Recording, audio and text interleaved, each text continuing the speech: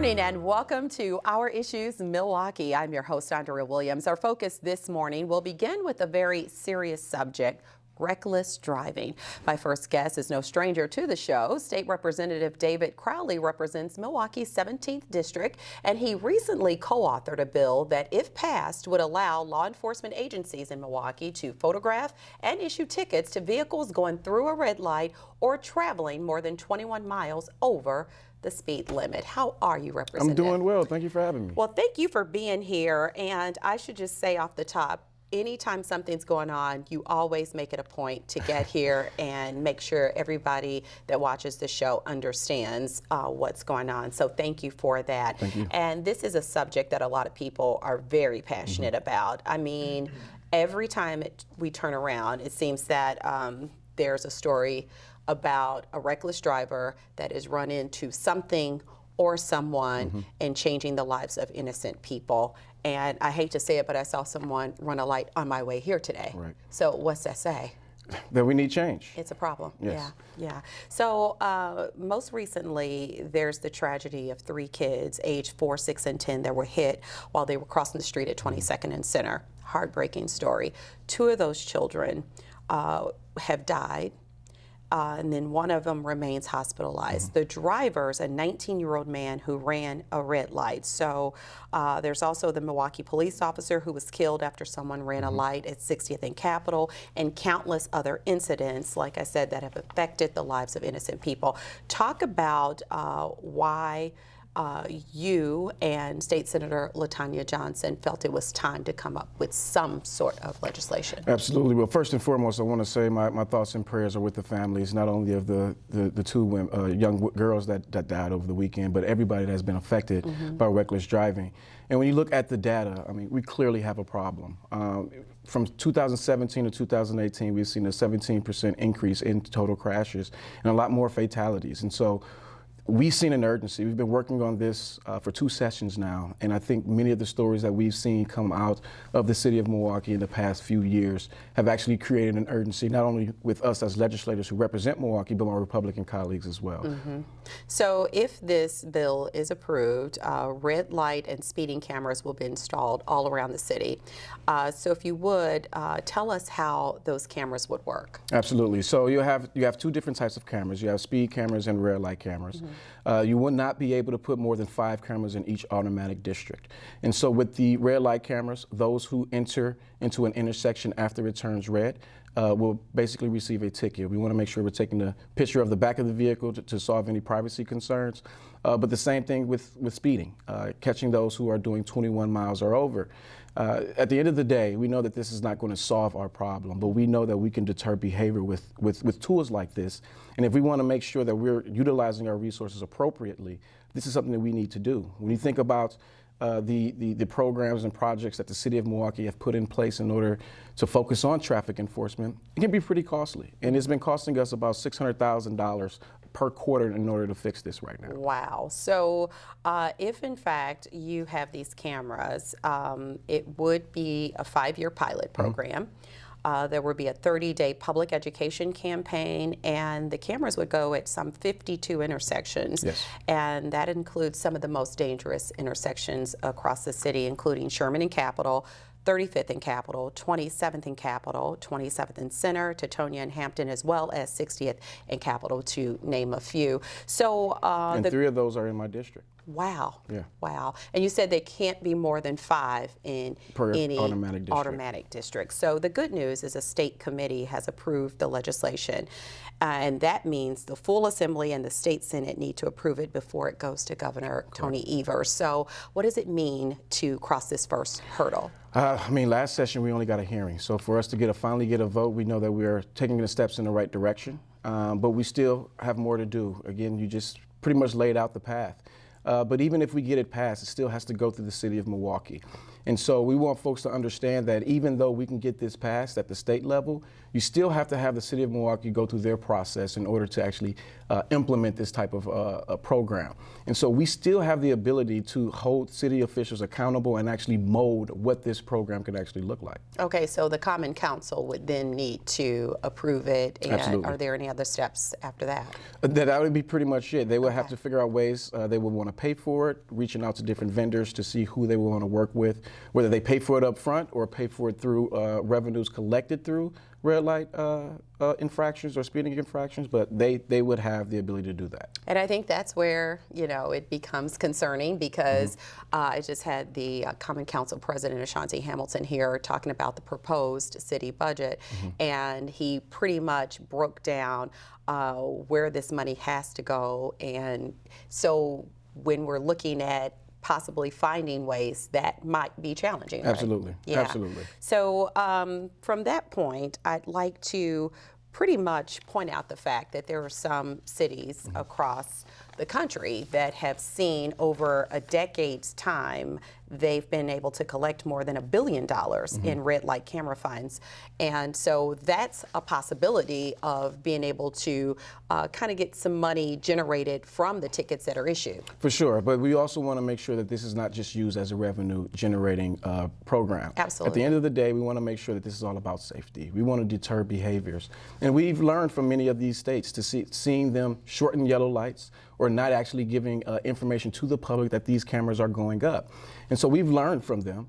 And you know, it's going to be challenging moving forward, but we have to do something. It's a huge epidemic that is costing too many lives. I agree with you. And so I have to bring up this part because anyone that's watching, they could have very well been a part of, you know, whether it was conversation at the water cooler dealing with this proposal or maybe social media. But I did post the story on social media. And when I say that there were a lot of different reactions. Some people were like, great, it's about time. Right. They are looking forward to something like this being implemented. And then there are others who question situations of people driving around town without license plates, driving reckless in stolen vehicles, and the possibility of a victim of a stolen car being ticketed if their car has been stolen. What do you say to those things? Well, we've put in many protections. So if your car is stolen, you've called it in, you won't actually receive these tickets. And so,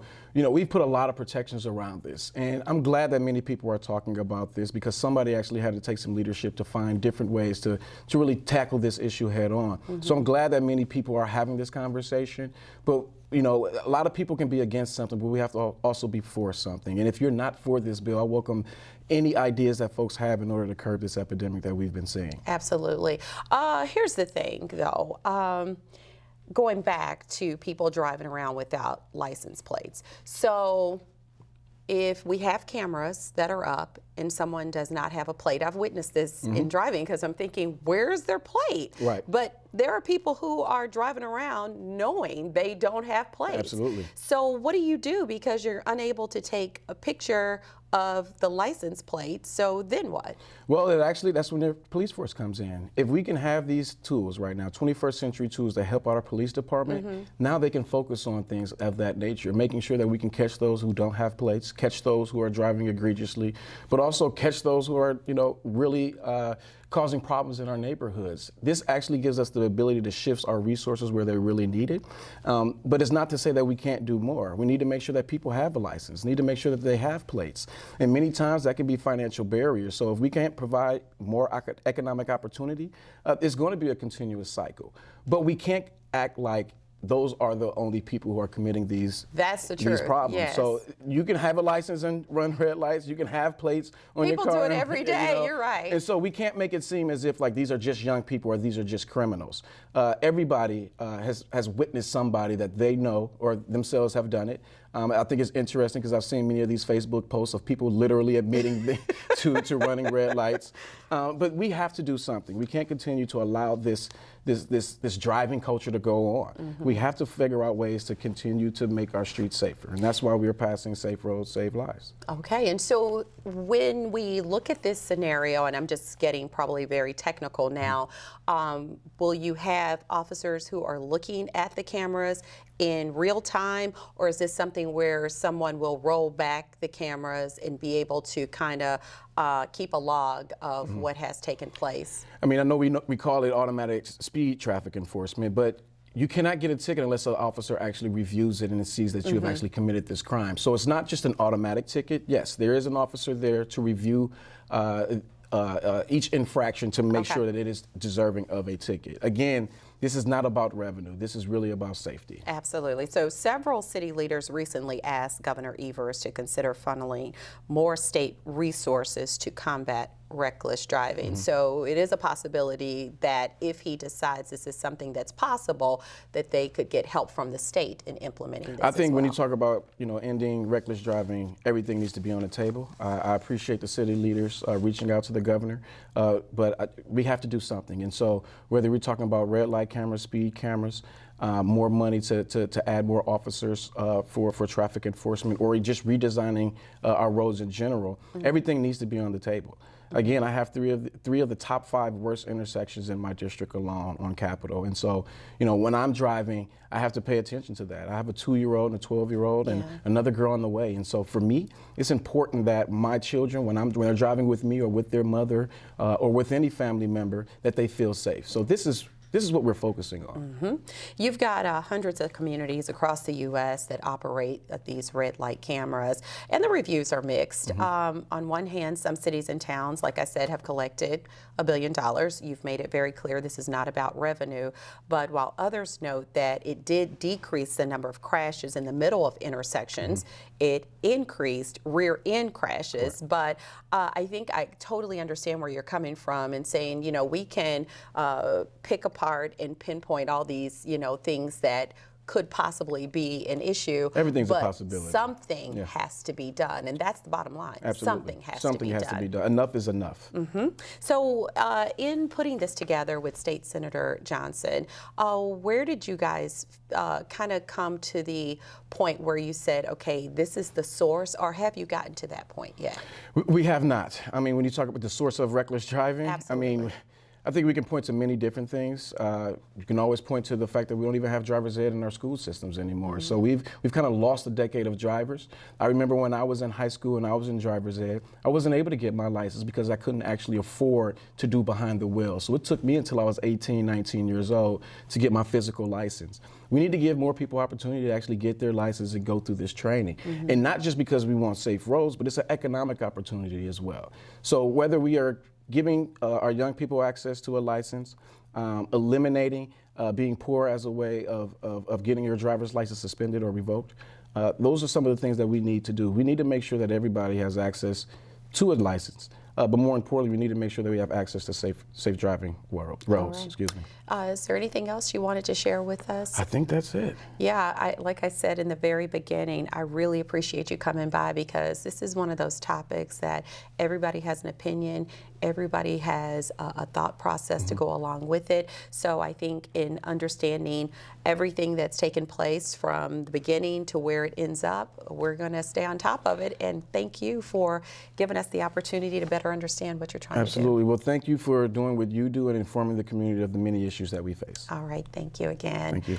State Representative David Crowley, he represents Milwaukee's 17th District. For more information about anything that we've discussed today, you can go to his webpage at legis.wisconsin.gov or even call his office at 608-266-5580. When we return to Our Issues Milwaukee, we'll go from discussing automobiles to planes. I'll be joined by a representative from General Mitchell International Airport. We'll find out more about a new campaign that could help generate more than $200 million annually to Wisconsin's economy. We'll talk more about that right after this.